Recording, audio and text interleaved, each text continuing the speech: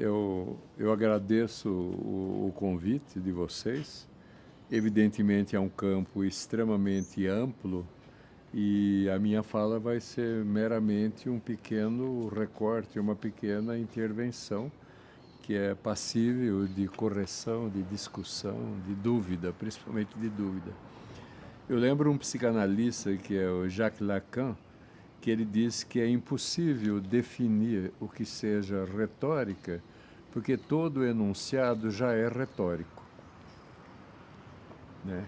E então, nesse sentido, vamos dizer que nós estamos dentro dela e, embora na maior parte das vezes, na maior parte dos usos, as pessoas não tenham nenhuma consciência.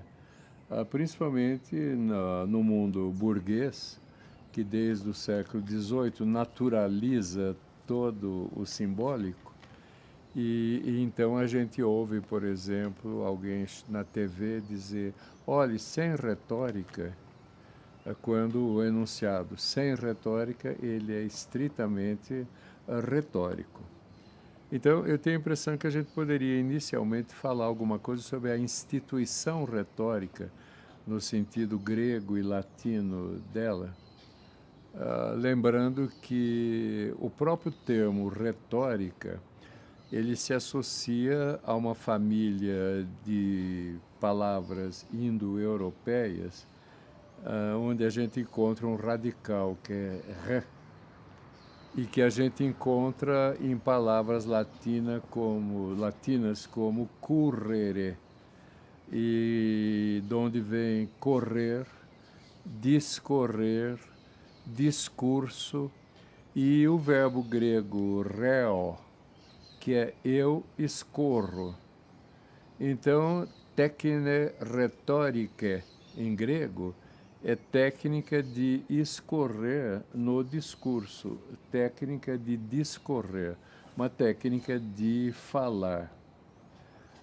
Ela foi uma invenção sistematizada desde o século, vamos dizer, IV antes de Cristo, nas cidades gregas, principalmente Atenas, e a gente vai encontrar já nesse tempo antes de Cristo uma grande luta de um filósofo que é Platão contra os sofistas gregos, que eram mestres em artes de falar, como Protágoras, e que eram técnicos na retórica.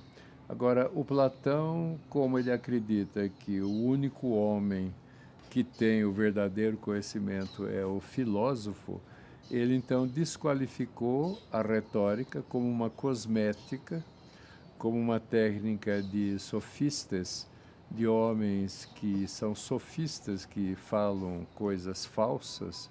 Aqui ele opôs o filósofo, mas o filósofo, como ele define, o filósofo platônico.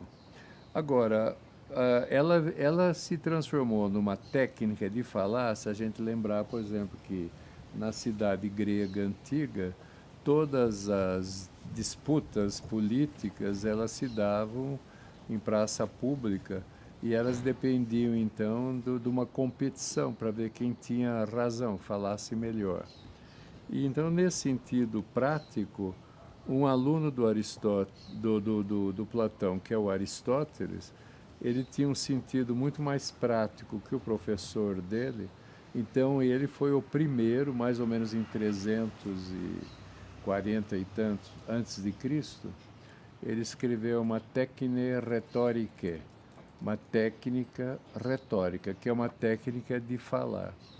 Aí ele já fez uma espécie de especificação dos gêneros de discursos que a gente pode fazer, e ele pensou, por exemplo, que politicamente, muitas vezes a gente vai em praça pública para deliberar alguma ação em relação ao futuro.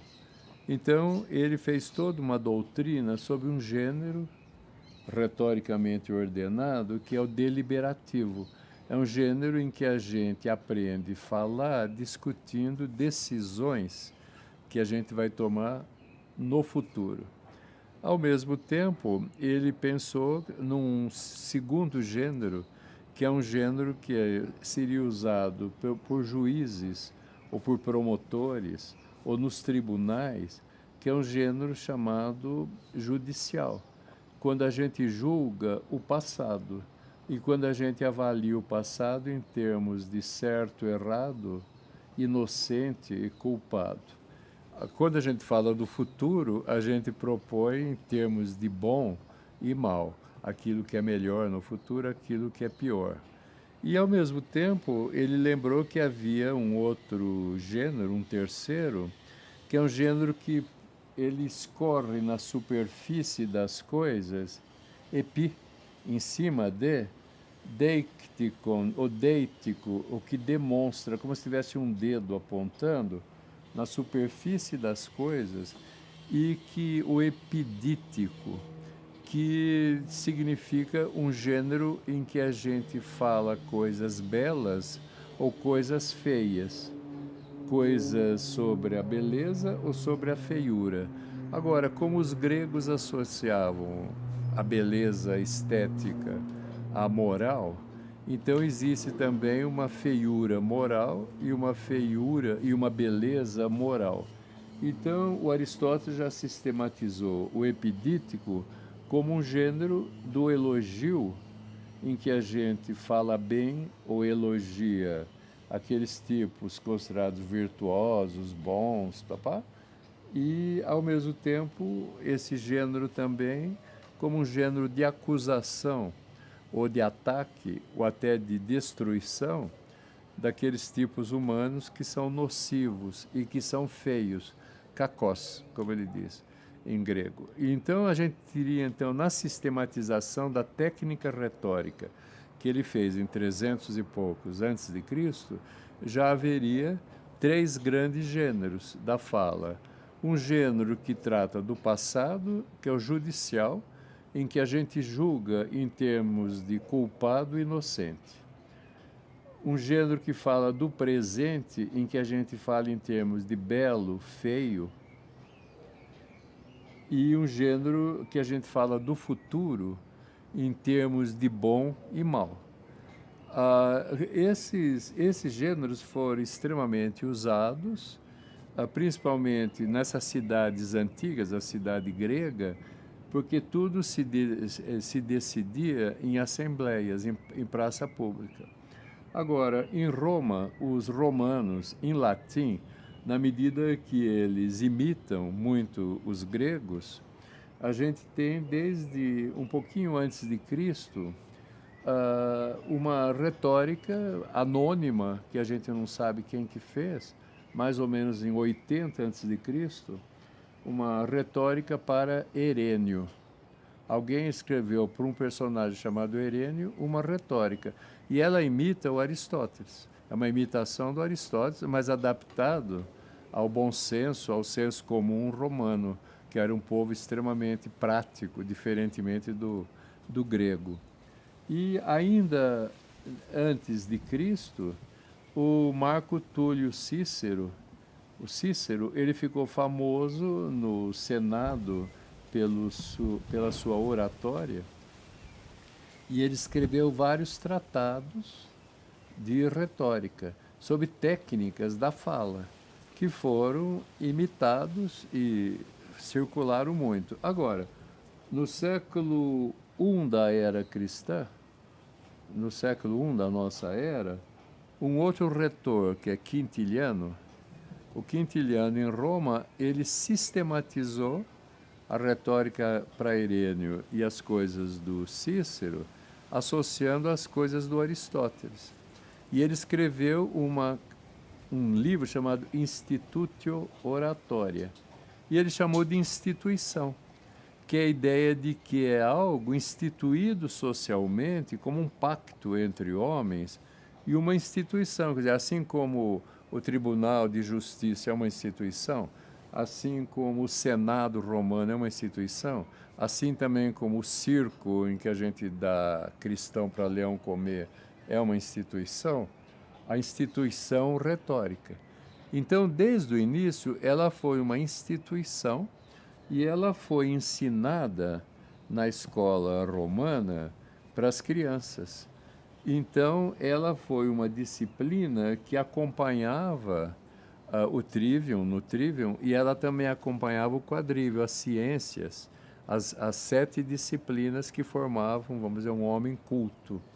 Agora, na chamada Idade Média Latina, na Europa, houve muitos tratados que reeditavam continuamente o Quintiliano e o Aristóteles. O Quintiliano e o Aristóteles, mas já numa chave cristã. E a instituição continuou extremamente ativa com uma técnica de produzir discursos, muitas vezes competindo com a poética, porque a poética, como no Aristóteles, ela era uma técnica de fazer o poema. Poien, em grego, é fazer. Agora, a retórica era uma técnica de falar.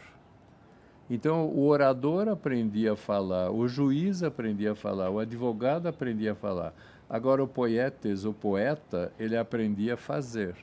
Agora, com o tempo, as duas técnicas foram se juntando. Na medida, se a gente pensar que a maior parte da poesia antiga, ela não era escrita, mas ela era oral. Então, ficava suposto também que o poeta devia saber falar bem e, portanto, ele devia conhecer as técnicas retóricas para fazer um bom poema que seria oralizado, falado. Agora, nesse sentido, a gente também vai perceber que, assim como havia gêneros para falar e também gêneros poéticos para escrever um poema, logo já entre os romanos começou a se, por exemplo, um Horácio, a ideia de que ut pictura poesis, quer dizer, a pintura, a poesia é como a pintura. Então a ideia de que havia também uma retórica das artes que a gente chama plásticas. E que então procedimentos retóricos que um orador usa em praça pública para fazer o retrato de um facínora, de um bandido, de um ladrão. Por exemplo, o Cícero, quando ele fala contra o Catilina, ele começa: até quando, Catilina, abusarás da nossa paciência? E desejando que o Catilina morra, desejando o pior para o Catilina, porque ele é um inimigo da República Romana. A ideia é também que, se eu sou um pintor, eu vou fazer um retrato, e que então as técnicas que o orador usa, elas podem ser transferidas também para o desenho e para a pintura. Então a ideia do que Horácio vai sistematizar, ut pictura poesis, quer dizer, a poesia é como a pintura, mas a pintura é como a poesia. Então a ideia, por exemplo, que o Horácio vai propor, quer dizer, um orador fala alto ou ele fala baixo. Um orador fala para uma pessoa só ou ele fala para uma multidão. E um orador fala uma coisa uma vez só ou ele repete várias vezes. Então Horácio disse assim também: na pintura existem pinturas que são feitas para serem vistas de perto. Então o desenhista da pintura, ele faz muitos detalhes, porque ela é para ser vista de perto, assim como um discurso que é feito para ser ouvido uma única vez, de muito próximo. Agora, eu às vezes, quando eu falo para uma multidão, eu tenho que repetir várias vezes.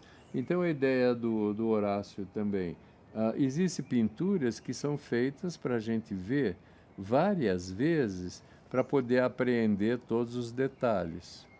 E ao mesmo tempo a ideia de que às vezes eu falo sinteticamente. Eu digo uma vez só, fazendo uma síntese, sem necessidade de explicação. E da mesma maneira, o pintor também.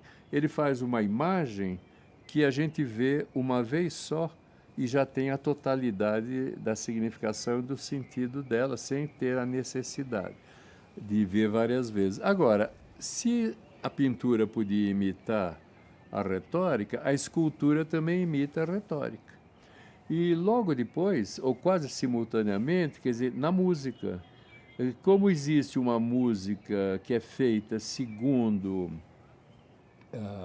as circunstâncias, Há uma música que a gente toca num casamento, mas há uma música que é fúnebre. Há uma música que vai se dançar rapidamente. Há uma música que vai se dançar lentamente. Então a ideia de que a música também tinha uma técnica de fazer a música que era emulava, imitava a antiga técnica retórica. Então, já entre os romanos, eu diria que todas as artes elas se retoricizaram. Quer dizer, a retórica era basicamente a arte do orador, de falar em público. Mas os preceitos dela, eles começaram a ser aplicados para as outras artes, e aí se inventou uma retórica da música, uma retórica da pintura, uma retórica da escultura, uma retórica da arquitetura, é claro. E junto com isso se associaram as artes da memória. Se inventaram artes de memória, porque a ideia de que quando eu vou falar, eu recorro àquilo que os gregos chamavam de topos. Topos, o singular, topoi, o plural. Em latim é locus e o plural loci, que dá locus communis, um lugar comum.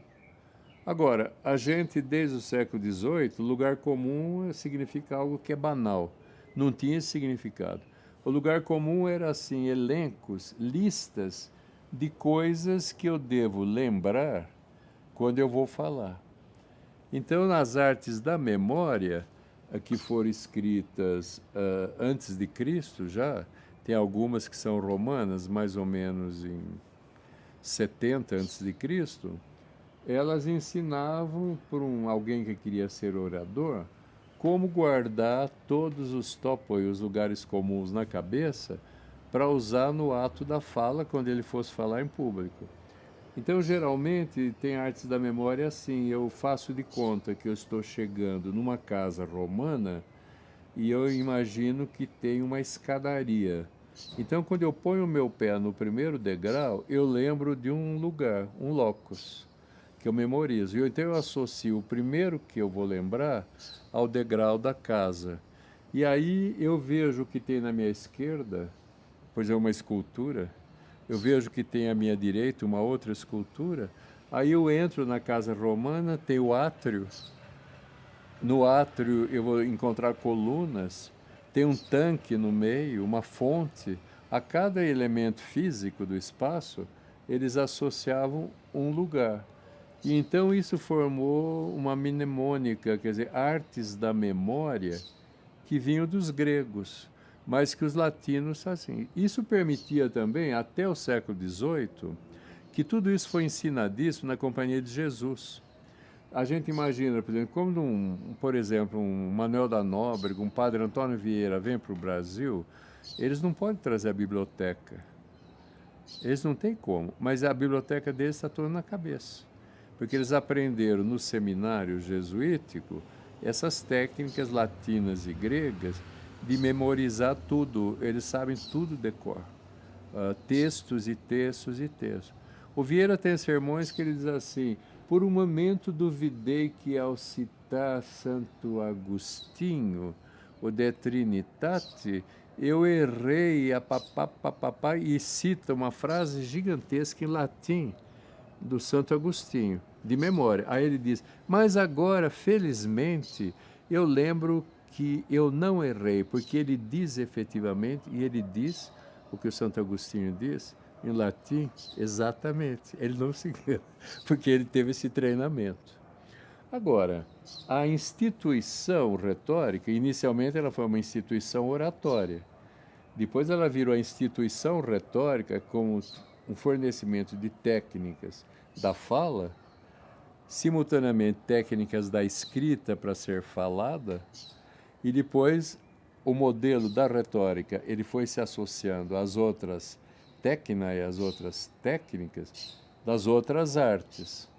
E com o tempo, tudo ficou retoricizado, tudo ficou retórico. Não era mais discurso, não era mais língua, fala. Eram técnicas, por exemplo, da arquitetura. Há uma retórica da arquitetura. Há uma retórica da música, uma retórica da pintura, uma retórica da escultura, etc. Agora, Isso até o século XVIII. No século XVIII, quando se inventou, eu diria assim, basicamente com o Iluminismo, e quando a Revolução Francesa cortou a cabeça dos reis, o artista ele ficou no mato sem cachorro, porque antes havia um mecenas. Agora, na nova sociedade, vamos dizer, burguesa, se inventou algo que a antiguidade nunca conheceu, que é a originalidade. Que até o século XVIII, um autor, ele era um autor quando ele citava a Auctoritas. Para fazer um discurso, ele tinha que citar alguém que tinha feito um discurso daquele gênero e alguém que prestasse. Então, por exemplo, um poeta épico do século XVIII, imagine, por exemplo, um Basílio da Gama, um Cláudio Manuel da Costa, ele vai fazer um poema épico, ele imita o Luís Vaz de Camões. Agora, o Luís Vaz de Camões imitou quem? Virgílio. E o Virgílio imitou Homero. Então, essa ideia, quer dizer, não se admite nenhuma ideia de originalidade. Não existe a ideia de originalidade, que é uma ideia burguesa. É a ideia, assim, da auctoritas. Então, eu devo fazer o meu poema de acordo com a autoridade do gênero. E as autoridades são aqueles elencos daqueles poetas que se especializaram naquele, no épico. Agora, tem poetas líricos, tem poetas satíricos, tem poetas satíricos pornográficos, é Juvenal. Tem poetas satíricos apenas irônicos, Horácio. Então eu escolho minhas famílias, mas eu tenho que sempre mostrar no meu produto que eu estou fazendo uma imitação da autoridade de um autor, de um autor que é a excelência daquele gênero. Agora, na sociedade burguesa, quer dizer, é uma sociedade do indivíduo, do individualismo, é uma sociedade que abandonou a tradição. Ela inventou no século XVIII um novo conceito de tempo, com o Kant e o Hegel. A ideia agora de que a história avança e que ela avança segundo uma ideia de progresso, que vai deixando para trás o passado como algo morto.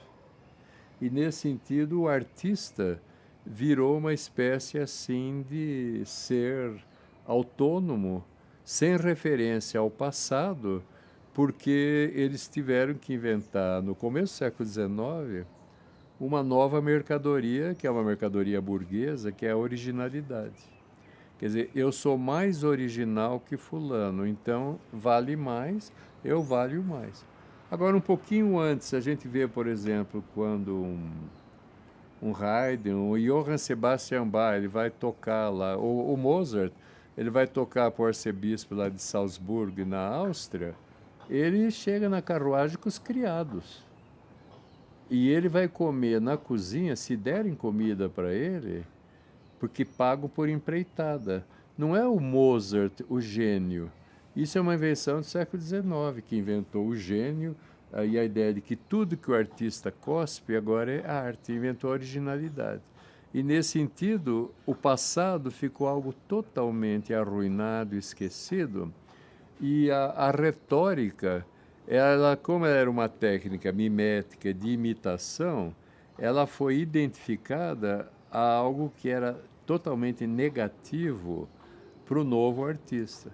O Victor Hugo, por exemplo, metamos o martelo nas teorias, nos modelos, não há regras nem modelos.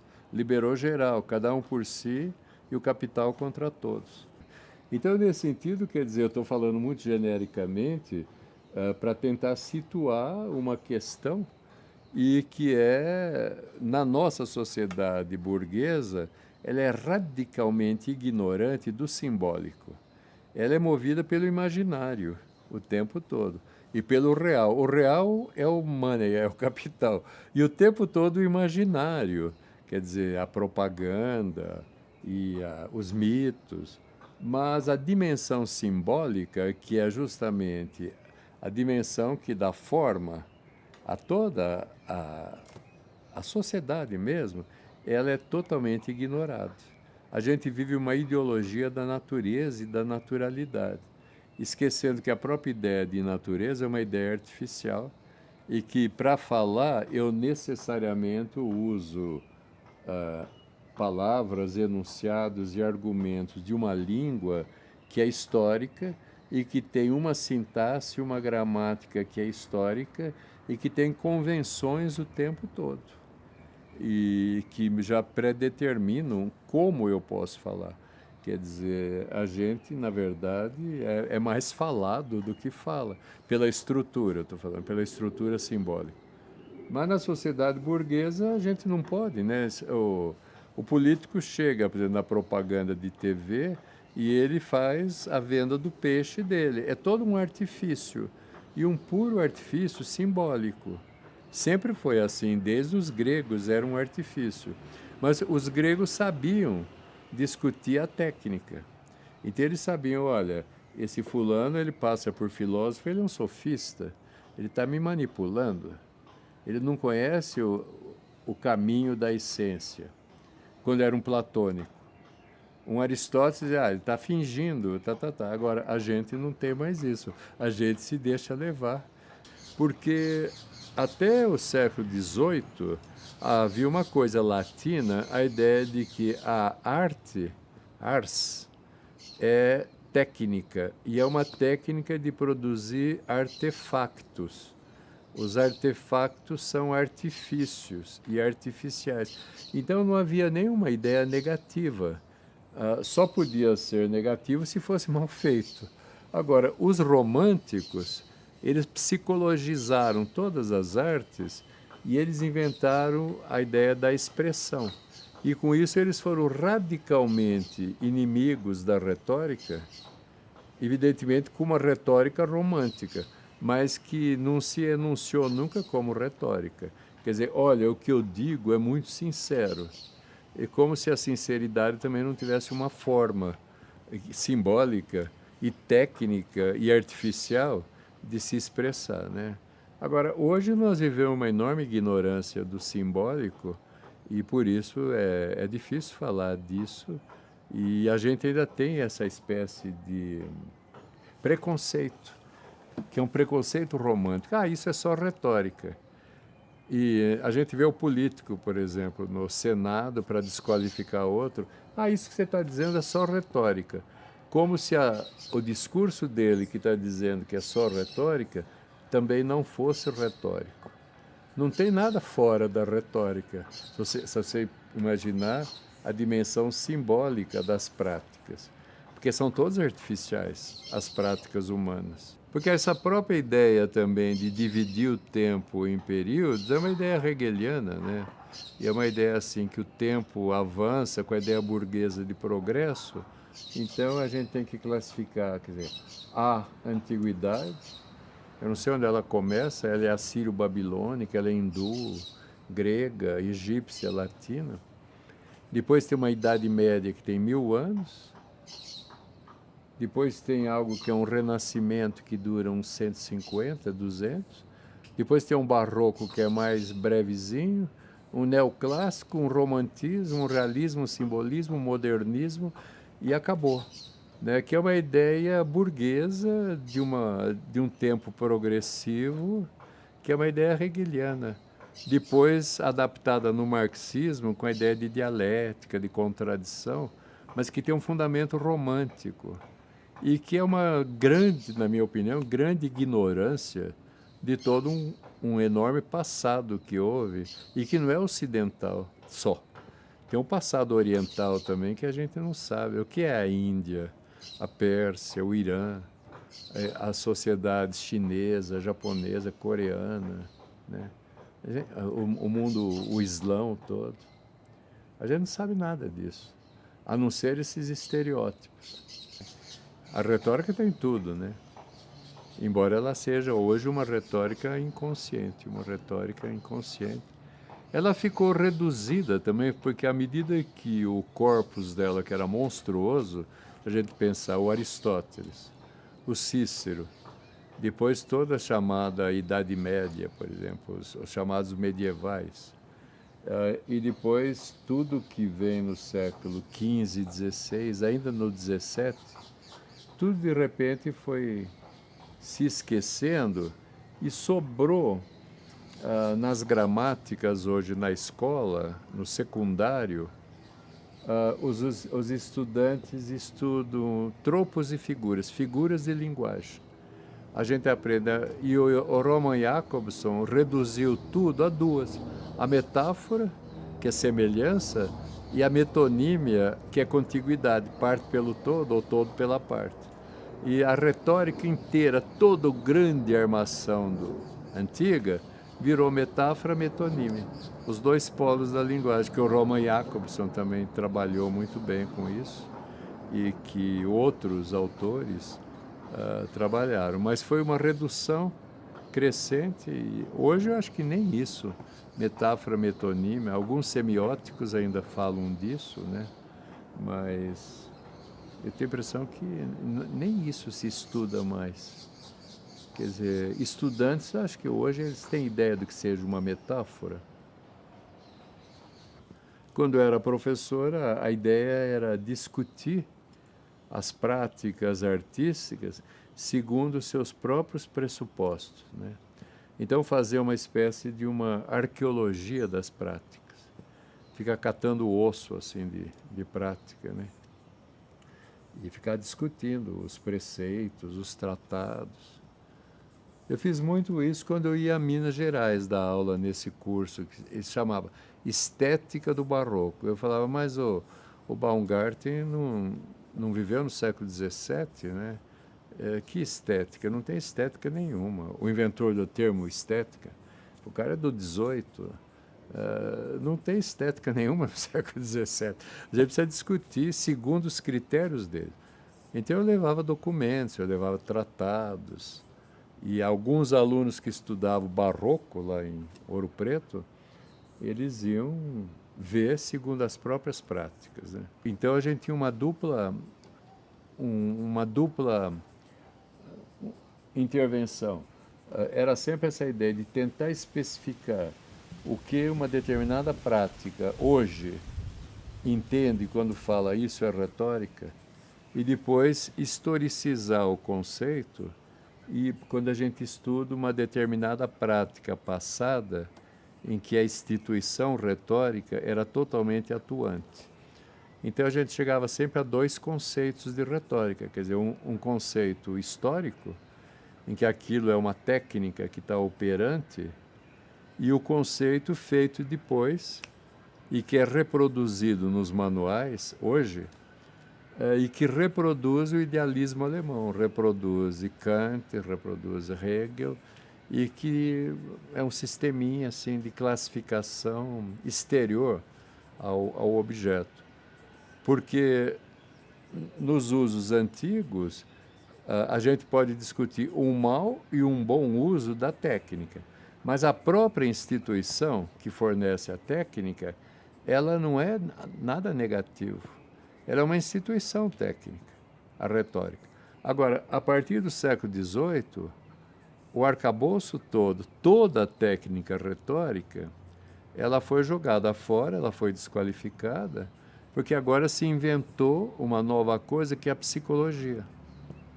Quer dizer, tudo que o artista cospe é arte. Essa é a ideia, com a ideia romântica. Não há regra nem modelos, como dizia o Victor Hugo, né? O decoro é duplo.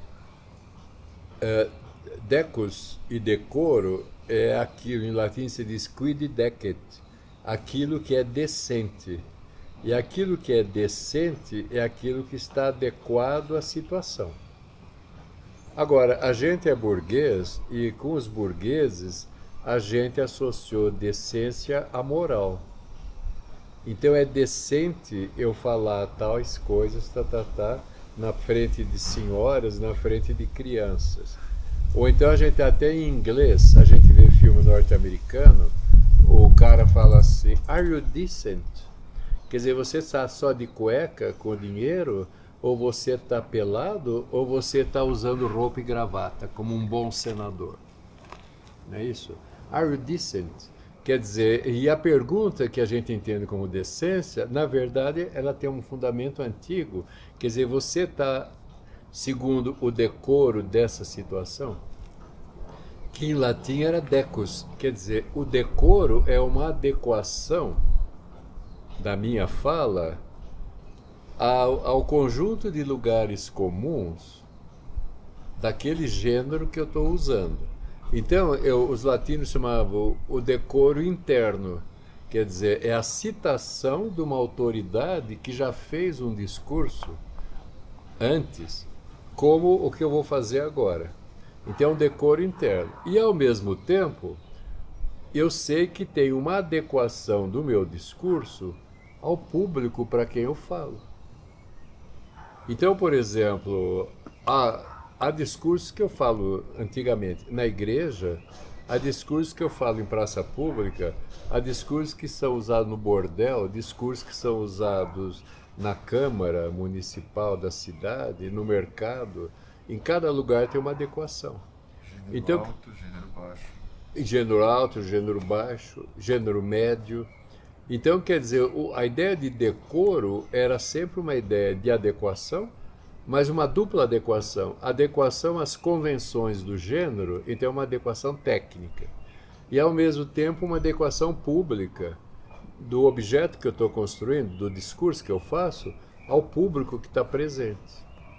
Então, por exemplo, há um decoro na igreja, por exemplo. É claro, eu não posso usar na igreja o discurso que eu uso no mercado. Então, quer dizer, a gente tem tudo pré-estabelecido. Agora, é tão pré-estabelecido que eu devo produzir o efeito de que eu falo sem esforço e que é totalmente natural, mas é totalmente artificial. É uma afetação. É uma afetação.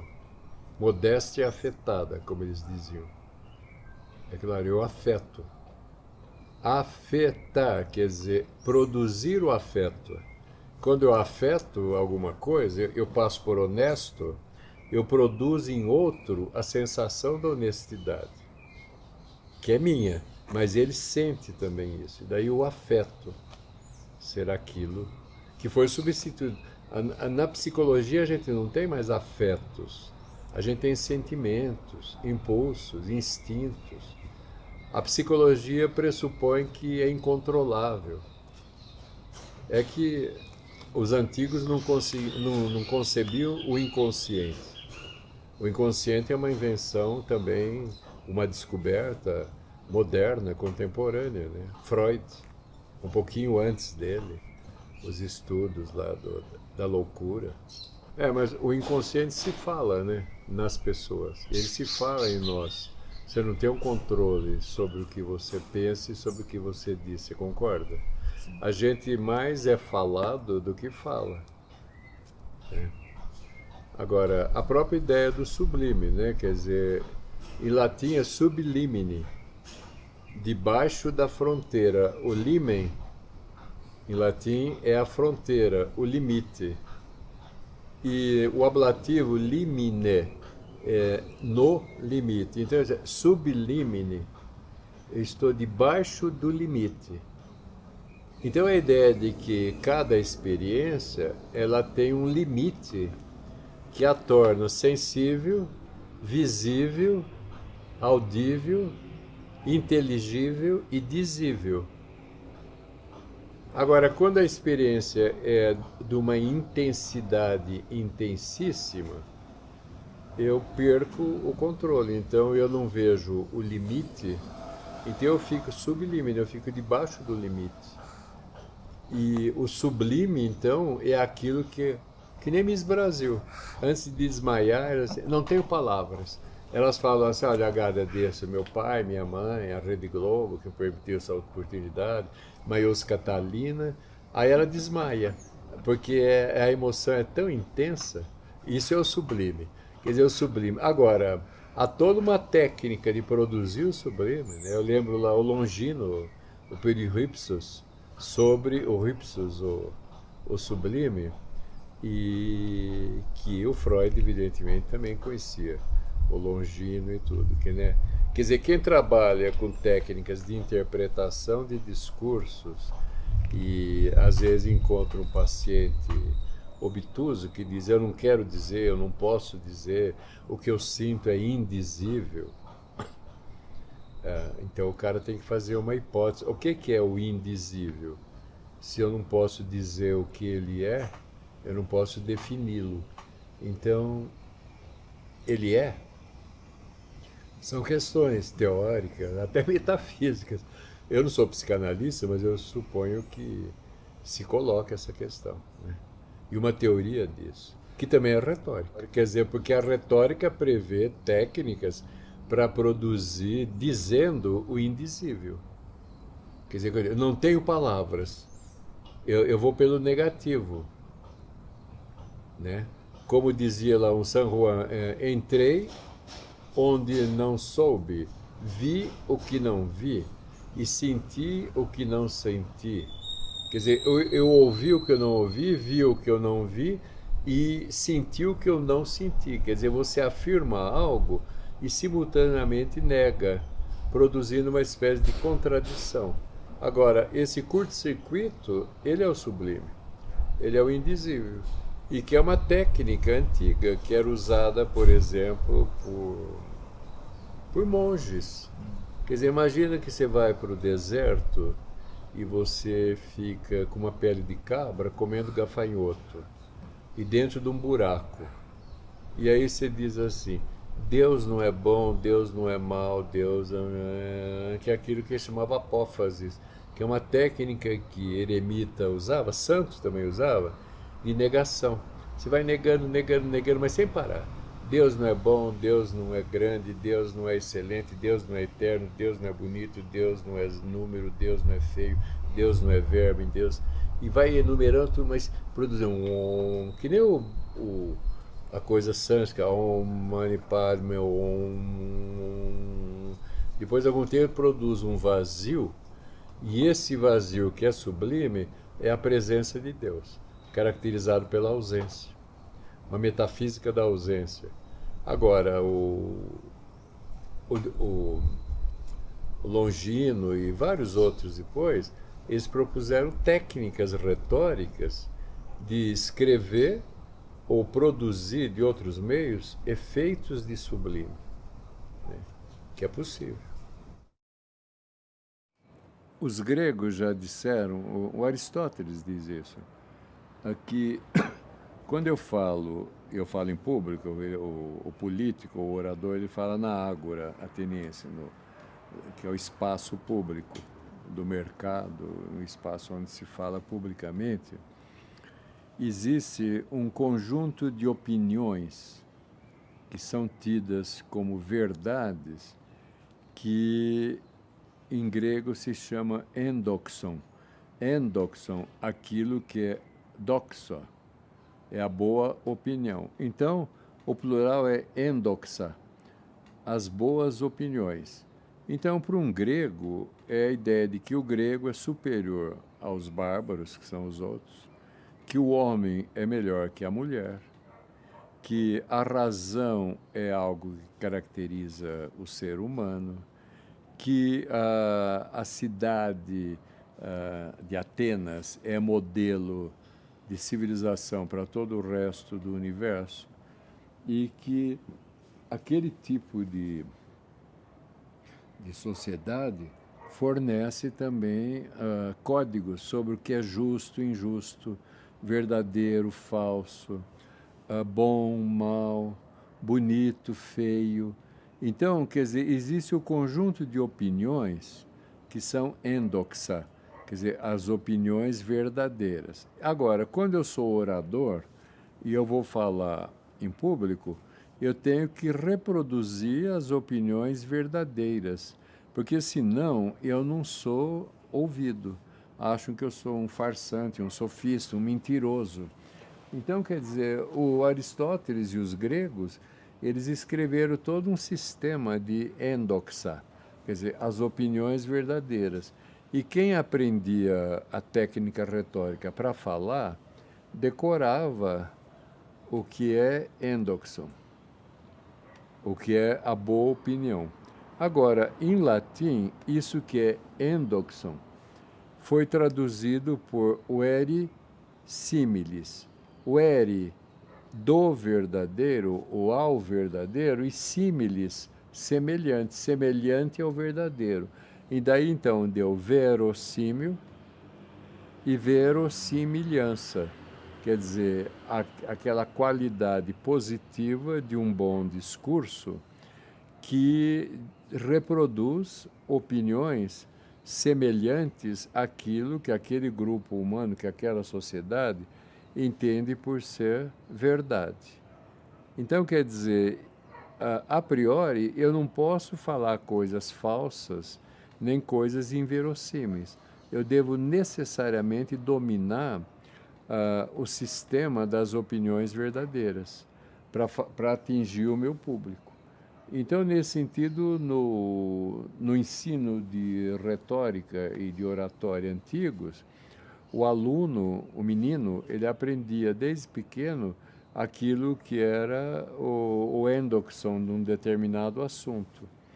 É claro, agora, existe um conjunto de opiniões verdadeiras no epidítico, no elogio e na censura.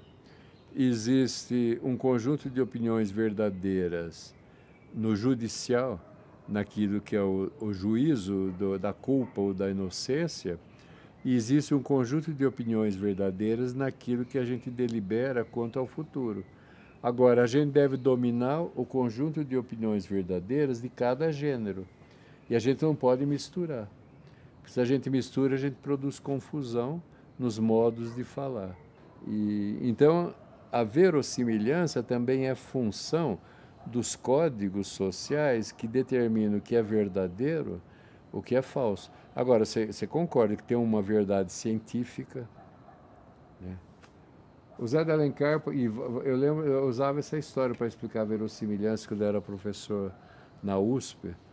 Eu estava dando aula para os meninos entenderem melhor. Eu lembrava o romance do Alencar, o Guarani, que o Guarani vai buscar no fundo de um abismo um estojinho onde o bandidão do Guarani, o Loredano, jogou uma pulseirinha que o Dom Álvaro deixou na janela da mocinha da Sicília de presente. Então, o Peri, ele desce no fundo do abismo. O abismo é pior que o Butantã, tem cobra de todo tipo.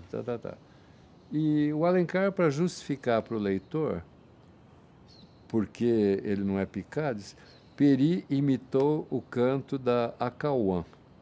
A acauã é uma ave brasileira e foi costume aqui, no Brasil colonial, no Império, como as famílias viviam na proximidade do campo, as cidades eram meio agrárias ainda, as famílias tinham a cauã, porque se acreditava que o canto da cauã, como ela come cobra, ela espantava as cobras. Agora, no século XX, os cientistas lá do Butantã, eles demonstraram que as cobras são radicalmente surdas. As cobras não ouvem nenhum som. As cobras, elas se localizam no espaço por meio de vibrações térmicas que a fosseta nasal delas capta. Um ratinho entra, ela capta o calor do rato e ela localiza a coisa térmica, mas nenhum som. Então, quer dizer, o Zé de Alencar, 1850 e pouco, o romance era verossímil. Para nós, ele ficou inverossímil, porque a nossa verdade sobre as cobras é outra. Agora, tem várias verdades. Tem uma verdade científica, tem uma verdade filosófica, uma verdade moral, uma verdade religiosa, uma verdade política. O ornamento, na convenção retórica, o ornato, ele faz parte da elocução. Ele faz toda uma doutrina sobre a imagem e sobre o ornamento. É claro. Agora, existem duas grandes vertentes antigas que vêm dos gregos, que é a ideia de um estilo que é ático, que é ateniense, e que ele é simples, claro, objetivo, em ordem direta. Ele pode ser elevado, trágico, sublime, grandioso, mas ele é sempre assim, ele é simples, claro, objetivo, em ordem direta e sem ornamento. E existe um outro estilo que vem também da antiguidade, que é o asiático. E o asiático se opõe ao ático, e o asiático é confuso, acumulado, exagerado, com excesso de ornatos, superacumulado. Os dois, então, coexistiam. Agora, no século XVII, várias correntes na arquitetura, na escultura, na pintura, começaram a se dedicar ao ornato, ao ornamento. Então começaram a produzir efeitos de acúmulo do ornamento. Então a ideia de que isso ficou asiático excessivamente. Agora, quando chega o 18, os artistas chamados neoclássicos, que estão dizendo que eles estão recuperando os verdadeiros autores que foram áticos, que não foram asiáticos, e que por isso tinham bom senso e bom gosto, eles criticam essa afetação. E eles inventam, então, o barroco. Quer dizer, o barroco é mau gosto, o barroco é excesso, o barroco é confuso, o barroco é jogo de palavras. E isso que a gente hoje chama barroco, se a gente pensar historicamente, é apenas o asiático. É um dos estilos possíveis, que se especializa no acúmulo, entende? Mas que depois foi desqualificado por uma outra corrente que dizia, não, nós gostamos das coisas claras e distintas, nós somos cartesianos. É claro, mas aqueles artistas lá ditos barrocos, eles gostavam de um bom acúmulo. Imagina se a gente é Gôngora, se a gente é Quevedo. A gente pode usar barroco, acho que você pode usar, mas desde que a gente critique a universalização idealista, romântica, positivista, hegeliana, em que o uso aparece. Quer dizer que geralmente é um uso romântico da categoria barroca. Então, universaliza valores românticos. Agora, é preciso lembrar que isso que a gente chama barroco é anterior ao romantismo. Então, ele não pode ser reduzido a uma leitura romântica. Então, a ideia é, por meio de uma espécie de arqueologia, a gente vai cavar as ruínas para descobrir como aquilo funcionava segundo as suas próprias convenções no seu tempo. E lá a gente vai achar essa polêmica entre os áticos e os asiáticos. A ideia é que tudo que vem da Grécia, que é ateniense, ático, é simples, claro, puro e elevado. Agora, o que vem da Ásia, aquilo que é persa, aquilo que é oriental, mesmo do Egito, aquilo que é chinês, aquilo que é hindu, é acumulado e de mau gosto. Já lá no século XVIII, né? Agora, tudo isso tem uma história. Então, você podia falar, isso é barroco? Não. Isso é... Eu vi uma conferência uma vez do Leon Kossovich, que trabalha com essas coisas, e ele dizia, como que era mesmo? Era sobre o Aleijadinho, e ele dizia, o Aleijadinho é um escultor de Pérgamo, ele é pergamenho.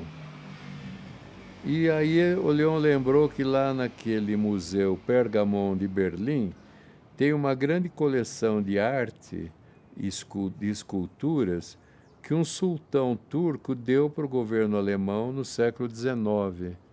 E são esculturas feitas em 2 lugares da Grécia, antes de Cristo, entre o século V e o século III, antes de Cristo, em Pérgamo e Mileto. E essas esculturas, elas contrariam uma coisa grega, que é a ideia de uma forma ática pura, porque elas fazem o seguinte, elas fazem o corpo em posições patéticas, é gênero, do estilo sublime, patético. Então, por exemplo, a Amazona que está lutando contra o centauro, que a cena é essa, a Amazona acabou de receber a lança do centauro que está furando a garganta dela. Ela grita e o cabelo dela fica desgrenhado no mármore e, ao mesmo tempo, ela com a espada, ela fura a barriga do cavalo, que é o centauro, que dá um grito de dor. Então está tudo isso ali em Pérgamo. Agora, o Leon mostrou o seguinte, que esses mármores de Pérgamo e de Mileto, que foram para a Alemanha, eles começaram a ser copiados por pintores e escultores poloneses e alemães do século XVII, e que se desenvolveu nas cidades do sul da Alemanha toda uma indústria de produção de santinhos da igreja, que imitavam as coisas que estavam no Pergamon, as coisas de Mileto e Pérgamo, gregas, que estavam na Alemanha. Agora, esses santinhos, eles foram levados no século XVIII, o Leão rastreou tudo isso, para o norte de Portugal, para Braga, principalmente. E quase 90% da população que veio para Minas, colonizar Minas, eram gente de Braga, e que levavam os santinhos que imitam os mármores de Mileto e de Pérgamo para Minas. E então, ali em Minas, um artesão mulato chamado Antônio Francisco Lisboa, o Aleijadinho, ele, quando faz esculturas no mármore, ele imitava os santinhos alemães. Mas os santinhos alemães reproduziam o chamado Barroco de Praga, porque o pessoal de Praga, na Tchecoslováquia, tinha imitado isso. Agora, imitava uma escultura grega de Mileto e Pérgamo do século V até o século III antes de Cristo. Então, o Leão, na conferência que ele fez em Ouro Preto, ele diz assim: o Aleijadinho, que vocês dizem que é barroco, não é barroco. Ele é um artista pergamenho, ele é um artista de Pérgamo. E ele, então, Leão, lembrava muito bem que se a gente reconstitui as cadeias históricas da apropriação de modelos culturais, a gente para de falar algumas abobrinhas. Porque aqui vão dizer, o Aleijadinho era leproso, então ele expressa a sua angústia. Pode até ser, mas o Aleijadinho é um artista barroco. Veja, o planejamento dele é rígido, mas o corpo está numa posição teatral, super dramática. A posição dramática é a posição grega, de Pérgamo, né? Nessa chave que o Leão propunha, que é muito verossímil, porque ela é materialmente documentada, quer dizer, aquelas gravuras, aquelas imagens, chegaram em Minas, têm essa procedência e foram imitadas. Então, nesse sentido, que barroco é esse, né? É um barroco de Pérgamo, se a gente quiser dizer.